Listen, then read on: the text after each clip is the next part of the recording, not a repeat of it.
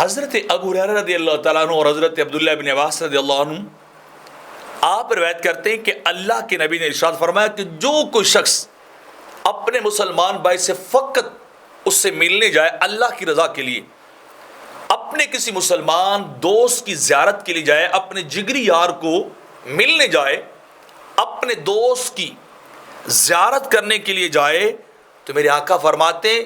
اس شخص کے لیے اللہ رب العزت ہر قدم کے بدلے ایک غلام آزاد کرنے جتنا اجر عطا فرماتا ہے۔ ہر وہ قدم جو دوست سے ملنے کے لیے اٹھے، جو یار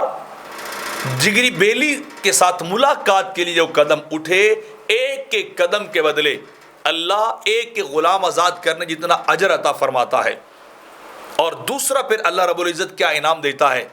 کہ جب وہ ملاقات کے لیے دوست سے ملنے کے لیے جاتا ہے تو رب کائنات اس ملاقات کی وجہ سے اس بندے کے 1000 گناہوں کو بخش دیتا ہے۔ 1000 گناہ اس بندے کا معاف کر دیا جاتا ہے، کیوں؟ وہ فقط مخلص اور خلوص کے ساتھ مخلص ہو کر وہ کیا ہے اپنے دوست سے ملنے کے لیے گیا ہے، اور پھر اسی کے بدلے اسی ملاقات کی وجہ سے اس بندے کے نامہ اعمال میں اللہ 1000 نیکیاں بھی لکھ دیتا ہے، کیوں؟ وہ دوست سے ملنے کے لیے گیا تھا۔ اور پھر اللہ اس کے لیے اپنے عرش کے نیچے ایک نور رکھتا ہے کہ جب یہ بندہ یوم قیامت میری بارگاہ میں آئے گا تو میں اس سے نور عطا کروں گا جو اسے قیامت کے دن اس کی رہنمائی کرے گا، اس کے کام آئے گا، جو اس کو لے کر جنت کی طرف جائے گا۔ وہ نور جب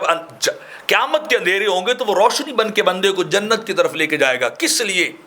کہ اس کی دوستی کا معیار کسی لالچ، اس کی دوستی کی بنیاد کسی لالچ پہ نہیں ہے، فقط اللہ کی رضا کے لیے، فقط خلوص پہ مبنی دوستی کا یہ اجر اللہ دیتا ہے، نہ کہ دنیاوی لالچ اور دنیاوی اغراض والی دوستی، بلکہ فرمایا اغراض ایک طرف، لالچ ایک طرف، کوئی اور منفعت ایک طرف۔ دوستی ہو تو خلوص والی ہو تو پھر اللہ قبول بھی کرتا ہے اور پھر بندے کو اجر بھی دیتا ہے۔